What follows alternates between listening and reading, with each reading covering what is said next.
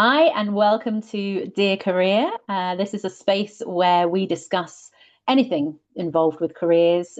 Could be challenges that you're having, or if you're making a change in your career, or advice, just to send questions over to us, and we will do our absolute best to discuss them and hopefully provide some answers to yourself.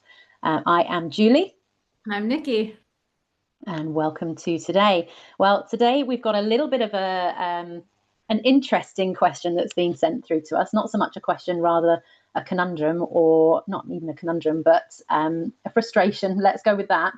Um, so, Nikki, this person works in an office with other people and is deeply frustrated because one of her colleagues is a coffee addict and enjoys several coffees a day. However, they use one cup each time. They leave all of their cups on the side, don't ever clear them up.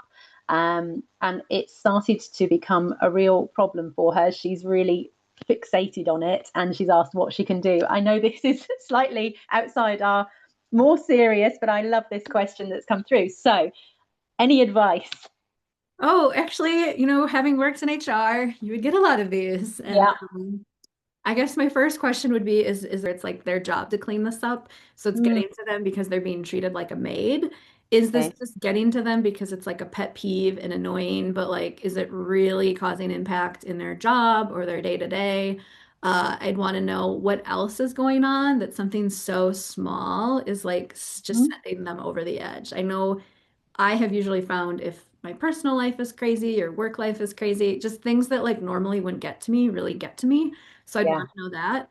And then sometimes, honestly, some people just suck. Like I think having like I'll put my age out there. I'm over 40 now. I mean, it's just true. Like sometimes you just get to a certain point in life and you're like, some people suck. They're not going to change. And like, is this worth super stressing out about? Or is it worth having a conversation on?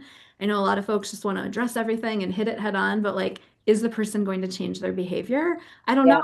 know. So like, is it worth going to HR on? Like, what do you think, Julie? Well, I think that's probably why they've come to us because they haven't gone to HR yet. And I mean, I'm the same as you. I'm 48 now, and I noticed that I am becoming a little bit more cranky, and things like coffee cups around the sink, which aren't mine and haven't been cleaned up. Yeah, that would probably frustrate me as well, if I'm honest with you. So, the first thing I would do is I would suggest, as you said, have a conversation with the person. Recognize in yourself, is this something that's bigger? Are there other things that are frustrating you, not necessarily about this person necessarily, but just in general? And this is just adding to and escalating that frustration. And if you feel like it's really got to a problem, is it suitable to maybe put a sign on the cupboard above and remind people of coffee etiquette?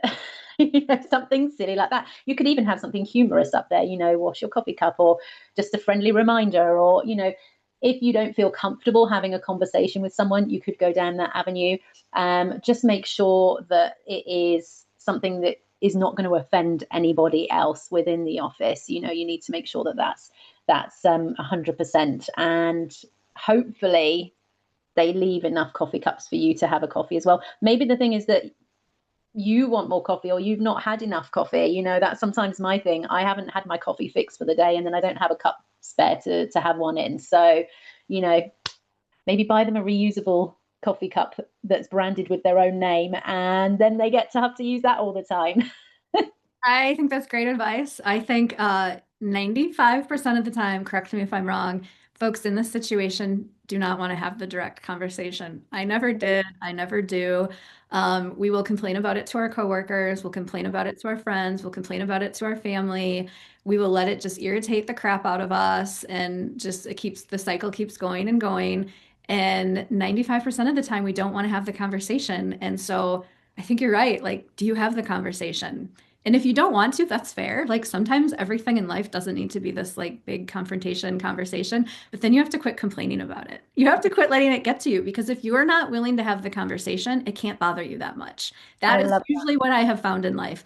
And if you are that terrified of that conversation, I would say that is something that can be worked out in therapy. It might be something worth doing. that. You can Yeah, practice it with a coach, but I wouldn't let it ruin like your day or your company. And also, if it's just like it's not worth that conversation to me, I know this person's annoying as heck, they're never going to change, then like, do you have to go in there? I would probably bring my own coffee from home and just avoid the kitchen. I know when I worked at places where it was just like, nobody cleans this fridge, it's gross, it's not my responsibility.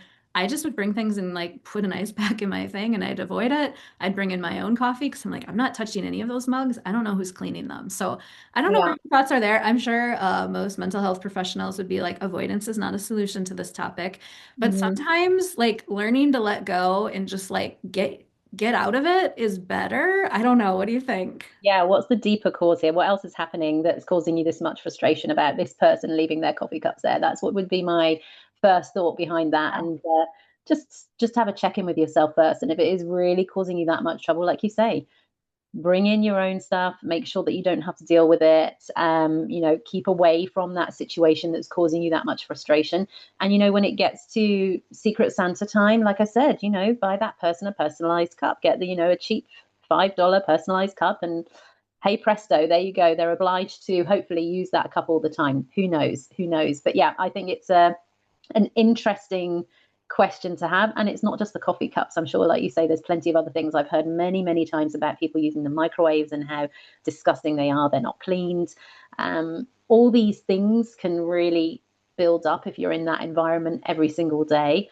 So it is worth just making sure that there's nothing else underlying that's making you unhappy, and that's just the cherry on top. So check in with yourself first, make sure you have a conversation with somebody, and if not, think, okay, what can I do to rectify this so I am not going to be caused to have dilemmas over there. No, that's gone wrong. So I am not going to be upset by this in the future, and it's going to have any negative impact on my working day, because honestly, it's not worth it. It's a coffee cup. At the Uh, end of the day, it's a coffee cup. You're bigger than that. Move on. You know that you are better.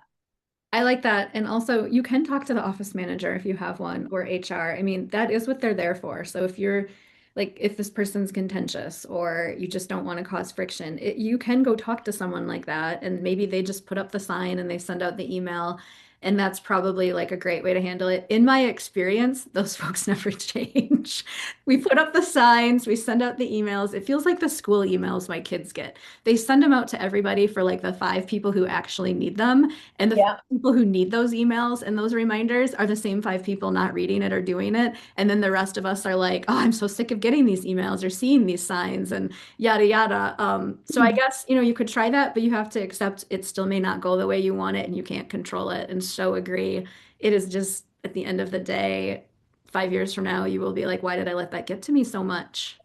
I mean, if you have the sort of personality that is willing to confront this, then I mean, I've seen the clips online of people who throw their trash out their window and then someone else coming up and putting it back in their window. I mean, you could do your version of that in the sense that all the coffee cups that were collected there, you could pop them on their desk as like a little reminder, but that is quite confrontational, and you have to be careful with the ramifications from that as well. So it depends on what sort of environment you're in, what's acceptable, what's not acceptable, and also what could escalate from there. So I think so long as you're as aware of that, and you are being the best person that you can be in that situation, without causing yourself any more stress, that's where you have to go with it.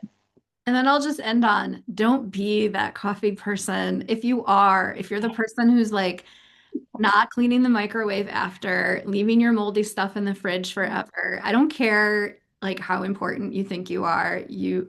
Like nobody likes it.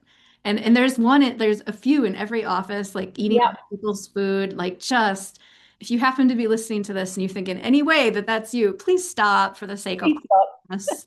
Please do. Yeah, yeah, yeah, absolutely. I love that. I love that question as well, Nikki. And I think it's nice to have a whole array of questions. And I think you're of the same mindset as me. If you've got any questions that you want to send to Nikki or I, this is a whole thing, even scenarios like that, not so much a question, but even a scenario.